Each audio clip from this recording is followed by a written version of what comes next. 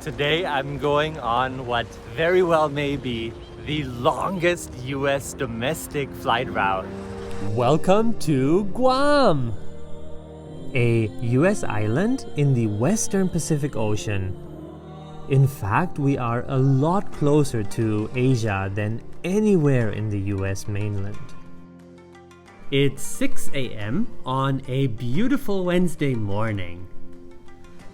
I will be taking a total of 4 flights with United for 26 hours, and that will bring me more than 9,000 miles from Guam. My final destination today is the Caribbean US territory of Puerto Rico.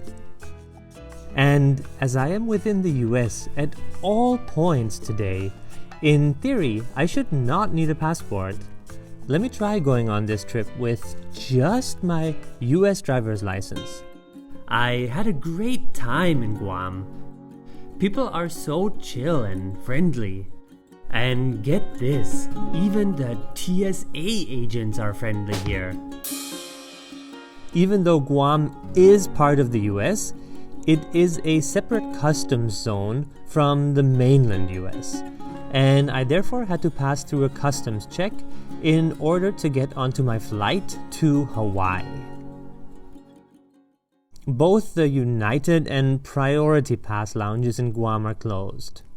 Too bad. Here is our beautiful Boeing 777 that will take us to Hawaii in 7 hours. I'm not sitting here. Nope, also not here. My economy seat 41A was spacious, no complaints. You might have heard in the news that the mask mandate in the US for airplanes was just repealed, and I noticed that most of the crew were not wearing their mask, whereas the majority of passengers still kept theirs on. I kept mine on as well, as I will be crossing many borders and don't want to disrupt my trip if I ever get positive again. To my surprise, we got free breakfast. I did not expect this on a US domestic flight. Now, this flight is so cool because it will pass the international date line. As a result, we took off in Guam on April 20th, but will actually land in Hawaii on April 19th. I watched some movies and eventually took a nap. I only really woke up as we were descending into Honolulu. Given that we arrived from a US territory, we skipped immigration in Honolulu, but still had to pass through customs. And surprisingly, I did not enjoy my transit in Honolulu, for different reasons. Though to say something positive, I like the open design of the terminals here. There are no windows, so you are essentially outside and can not only see, but also smell the airplanes. I also enjoyed the United Lounge in Honolulu, especially the juicy sweet pineapple. Alright, next flight, Honolulu to Los Angeles on another Boeing 777. I did not get a good sleep last night because I had to be at the Guam airport at 6 a.m. So I slept for the majority of this 4-hour and 15-minute flight to LA. The sun rose on the horizon as we were descending onto the US mainland. And then I had a layover at my second favorite airport in the US, LAX. I love this airport. Can you guess what my number 1 airport in the US is? Comment below. The United Club Lounge at LAX had a fantastic breakfast. My next flight is to Houston and will take 2 hours 45 minutes on a Boeing 757.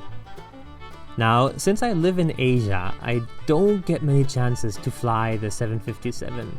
So, although I was excited, I slept the majority of this flight.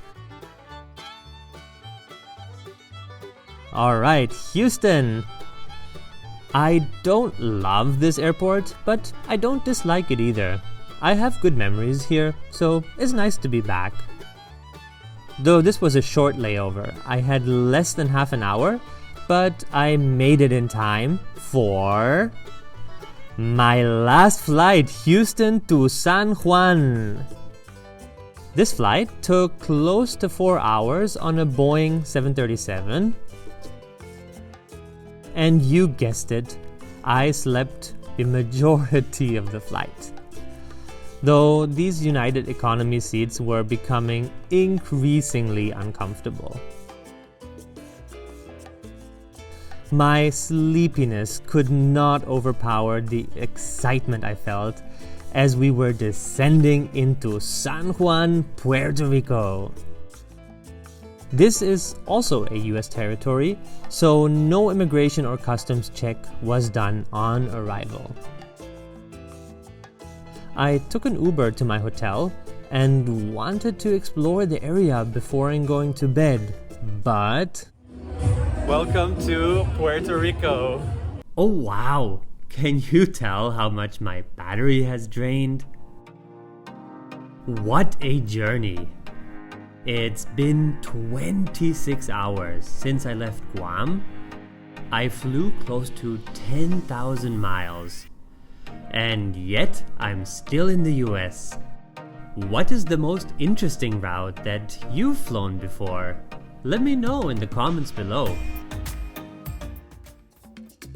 If you enjoyed this video, then I encourage you to subscribe to this channel and also follow me on Instagram, where I will be posting a lot more stories on a daily basis of my upcoming trips to Saudi Arabia, Pakistan, and Iraq.